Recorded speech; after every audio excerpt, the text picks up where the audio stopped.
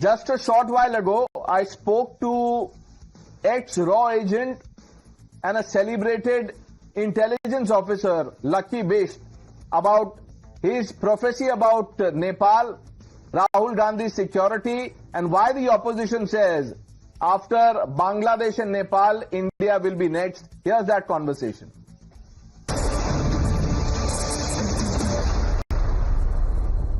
Viewers, this is a special broadcast on Times Now. I have with me Lucky Bisht.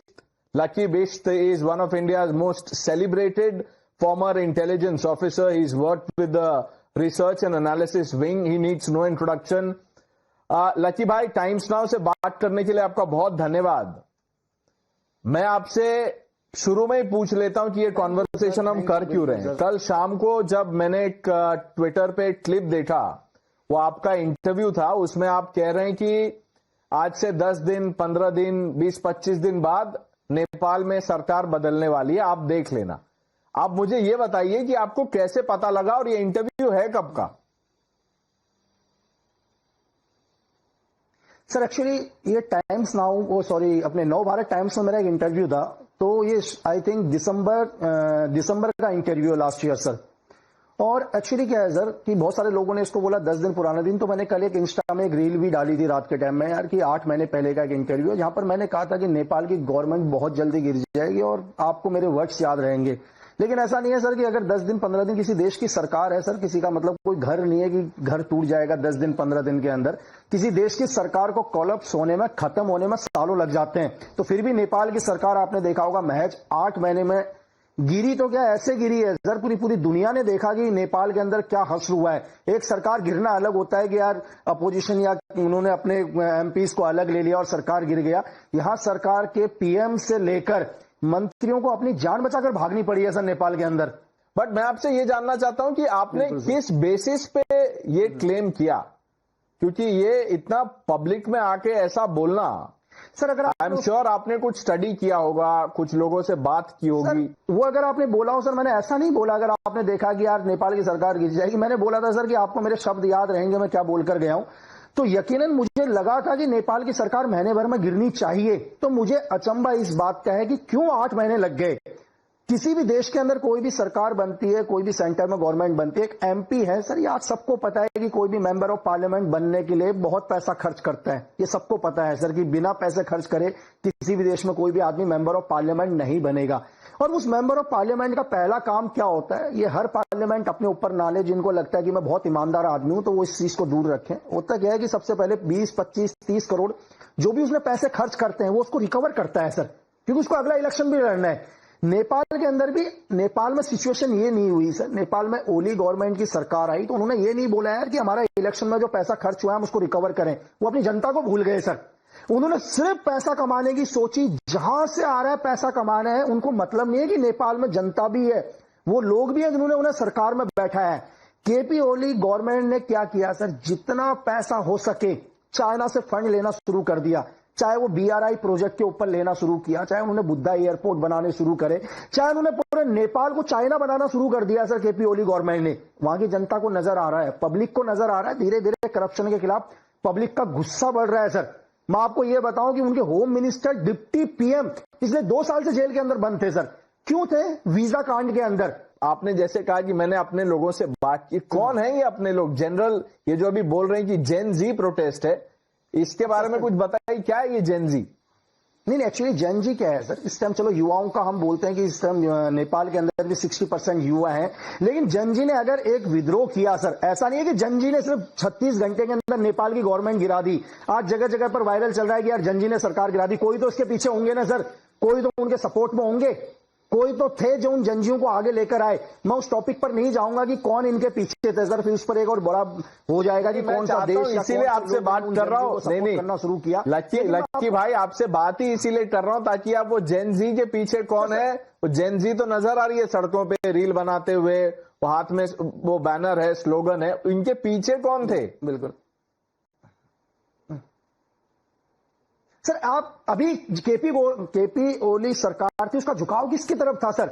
चलो मैं कहता हूं कि उनका पूरा का पूरा झुकाव चाइना की तरफ था। मैं तो ये बोलता हूं आपके चैनल में सर, वो गवर्नमेंट चाइना की थी सर, वो नेपाल की गवर्नमेंट नहीं थी, वो चाइना की गवर्नमेंट थी। लेकिन चाइना की गवर्नमेंट को कौन गिराना चाहता है सर दुनिया के अंदर? कोई तो एक पावरफुल वेस्ट में बैठा हुआ देश है जो नहीं चाहता था सरकार गिरे, ये सरकार रहे नेपाल के अंदर, है ना सर?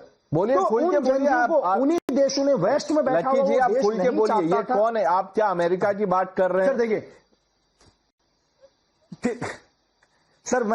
सर देखिए, मैं चाहता हूं कि बहुत सारे कि मेरा पर्सनल पॉइंट ऑफ व्यू है सर। जितना मैंने ग्राउंड में रिसर्च किया है, जितने मेरे लोग नेपाल के अंदर हैं, जो लोग मुझसे जुड़े हुए हैं और कई सालों से जुड़े हुए हैं, जो आज भी हिंदुस्तान के साथ चाहते हैं कि अच्छी दोस्ती रहे क्योंकि हम पड़ोसी मुल्क है, वो उन्होंने आज भी बोल रहे हैं कि लक्की भाई आज जो नेपाल में जो सरकार बनेगी वो यूएस सरकार बनेगी सर।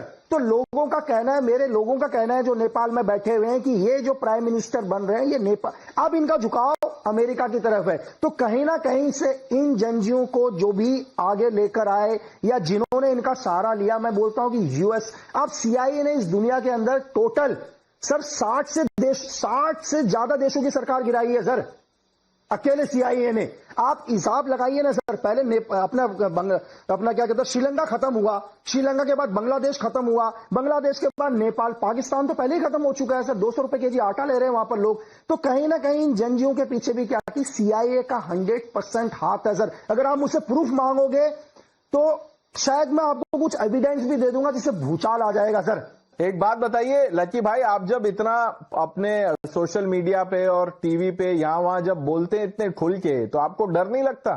आपको फोन कॉल्स नहीं आते? आपको ऐसा कभी डराया धमकाया नहीं किया? करता हूं सर मेरा मेल भर चुका है सर, क्योंकि मैं तो इंस्टा के मैसेज तो देखता नहीं हूं सर। इंस्टा में तो एक दिन के अंदर हजारों 10,000 मैसेज आते होंगे सर, तो उनको देखना पॉसिबल नहीं है। मैं आपको ये भी बोलूं कि जिस चीज के लिए मैंने मेल रखा हुआ है कि यार कोई भी लोग हो सकता है यार कि मैं आपसे जुड़ा हूं, मेरा मेल भर चुका है धमकियों से। लेकिन क्या करेंगे सर, अगर आप मेरा पूरा सोशल मीडिया देखो, चाहे मेरा इंस्टा देखो सर, मेरा एफबी देखो, मैं बात एक ही करता हूं कि यार आप सिर्फ हिंदुस्तान की बात करो सर, हमारे देश के अंदर आप देश की बात करो, आप इससे सबक लो। आप ये मत देखो कि हमारे पड़ोस में क्या हुआ है, हमारे पड़ोस में क्या हुआ और वो देश क्या भुगत रहा है। नहीं, मैंने आपसे पड़ोस में क्या हुआ है वो इसीलिए पूछा लकी भाई, क्योंकि कुछ लोग हैं हमारे यहाँ जिसको हम एक इकोसिस्टम बोलते हैं, वो इकोसिस्टम अब ये कह रहा है या इंडिकेट कर रहा है कि देखिए वहां हुआ, अब इंडिया में होगा, समझ जाओ। तो उनसे क्या कहेंगे आप? सर क्यों होगा इंडिया में? आप मुझे सर आप ये बताओ कि इंडिया में क्यों होगा भाई? हमारे हिंदुस्तान में कौन से हमारे मिनिस्टर करप्शन करके जेलों के अंदर बैठे हुए हैं सर? हमने कौन से देश के अंदर वीजा घोटाले करे हुए हैं? आज हमारा देश एक सुपर पावर देश बन रहा है सर। ये जो लोग बोल रहे हैं कि इंडिया के अंदर होगा, मैं आपके चैनल के माध्यम से यही बताना चाह रहा हूं, यही वो एजेंट है जो वेस्ट के लिए काम करते हैं इस देश में रहकर। मैं आपको 2 मिनट के अंदर समझाने की कोशिश करूंगा, शायद इस देश की जनता समझ जाएगी। भाई आप ये सोचो कि हजारों लोग रोड के ऊपर धरना करते हैं, स्लम के लोग आकर, और वो एक महीने तक धरना करते हैं, उनका घर का खर्चा कैसे चलता है भाई? कभी आपने सोचा है अगर लक्की बिस्ट भी 4 दिन काम नहीं करेगा तो मुझे भी मेरे घर का खर्चा चलाना मुश्किल पड़ जाएगा यार। तो वो लोग एक महीने तक रोडों के ऊपर बैठे रहते हैं सरकार के खिलाफ। उनके घर में पैसा कौन देता है? आप मेरी बात समझ रहे हैं? वही पैसा देने वाला वेस्ट है जो इन लोगों तक पैसा पहुंचाता है। अगर जो ये लोग कह रहे हैं कि हमारे देश में भी ऐसा होगा, तो हमारे देश में रह जरूर रहे, लेकिन वो आवाज जो है वो वेस्ट की आवाज है सर। ये लोग ऑपोजिशन के लोग हैं, ये मेन स्ट्रीम पॉलिटिकल पार्टीज के नेता हैं, ऑपोजिशन के नेता हैं जो ये इस प्रोपेगेंडा में है कि अब अगला इंडिया है। आपको मैं आज एक चीज बोलता हूं सर, आपको मैं नाम नहीं बोलूंगा, मैं मेल पता लोगों का क्या रखा है सर। लोगों का मेल आया कि एक बार हमारी सरकार को आने दो, पिछले बार तुम 4 साल जेल के अंदर थे, इस बार 40 साल जेल के अंदर रहोगे। अब आप सोच लो सर।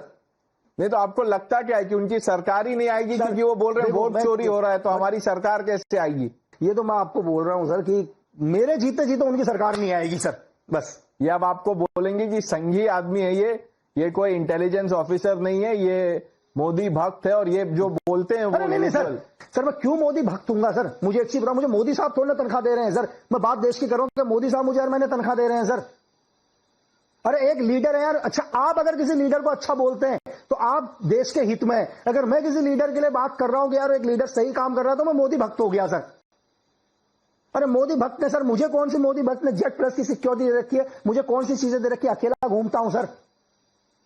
नहीं, आप सिक्योरिटी की बात कर रहे हैं, जाते जाते मैं आपसे एक चीज पूछ लेता हूं। कल सीआरपीएफ ने चिट्ठी लिखी और कहा कि देखिए राहुल गांधी की सिक्योरिटी की जिम्मेदारी हमारी है, वो जेड प्लस एएसएल है उनके पास, लेकिन वो हमें बिना बताए निकल जाते हैं विदेश। बिल्कुल, ये भी एक गेम प्लान होता है सर। बात सुनिए, ये गेम प्लान क्या होता है, क्योंकि मैं भी आपको बताऊं, मैं एनएसजी का कभी हिस्सा रह चुका हूं। मैंने भी जेट प्लस सिक्योरिटी कवर में काम किया है। क्या होता है, बड़े बड़े लीडर में डायरेक्ट राहुल गांधी जी के ऊपर नाम नहीं लूंगा, कहीं वो कल ही बोल दें यार कि लकी बिष्ट ने ऐसा बोला। सर मैं आपको बताता हूं, आपकी सिक्योरिटी को जानबूझ के छोड़ देना, पता है क्यों सर? पहले उन्हें सब कुछ पता होता है हमें कुछ नहीं होना, और जानबूझ के अपने ऊपर कुछ करवा देंगे और ब्लेम लगाएंगे इस देश के ऊपर कि ये देश मुझे मरवाना चाहती है। मेरी बात समझ रहे हैं सर? पब्लिक की सहानुभूति कैसे लेंगे सर?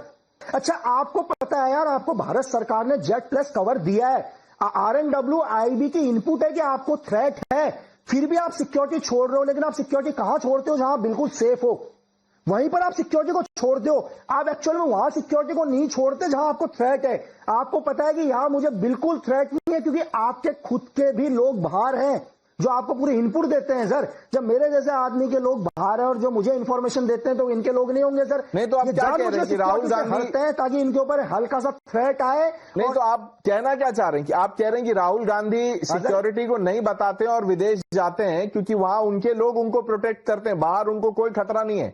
सर क्यों सर, एक चीज, अगर मैं बाहर जाऊंगा, मेरे लोग होंगे तभी तो मैं बाहर जा रहा हूँ सर। आज अगर मैं भी सपोज करो मुंबई से किसी दूसरे स्टेट में जा रहा हूं बार बार, तो मेरा कोई ना कोई तो आदमी होगा जो मैं वहां जा रहा हूं। ऐसा तो नहीं है कि सर मैं सिर्फ हमेशा पिकनिक मनाने जा रहा हूं या होटलों में रहने जा रहा हूं। कोई ना कोई तो होंगे राहुल गांधी जी के, जिन्होंने राहुल गांधी जी को बुलाया होगा, इन्वाइट किया होगा, चर्चाएं कर रहे होंगे सर। तो इसका मतलब राहुल गांधी जी को भरोसा है ना उन लोगों के ऊपर सर, उन्होंने जिम्मेदारी ले रखी होगी यार आपकी सिक्योरिटी सेफ है। ये आपने इतनी बड़ी बात बोल दी, इसके बाद मुझे लगता है कि अब आप रिएक्शन के लिए तैयार रहिए। सोशल मीडिया पे जरूर इस पे रेस्पॉन्स होगा, वो बैकलैश हो या आपने जो कहा उसका लोग समर्थन करे, वो तो हम देखेंगे। बट लकी बिष्ट जी, आपने हमसे बात किया, समय दिया टाइम्स नाउ को, थैंक यू वेरी मच।